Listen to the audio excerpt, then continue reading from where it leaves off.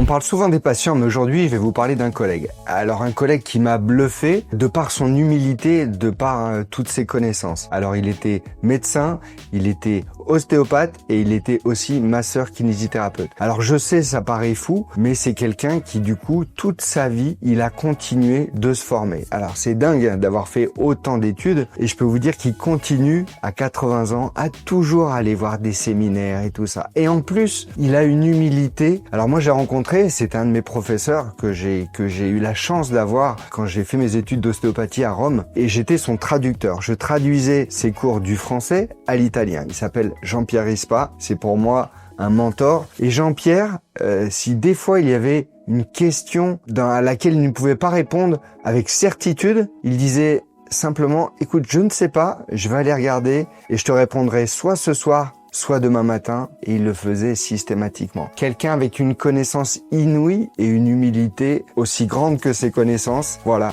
quelqu'un qui m'a marqué à tout jamais, que je remercie. Je remercie de m'avoir transmis beaucoup de connaissances. Et surtout, la manière d'être, je trouve ça extraordinaire. Et vous, dites-moi dans les commentaires, est-ce que vous avez comme ça un mentor ou un collègue qui vous a vraiment impressionné? Allez-y, je suis curieux de savoir.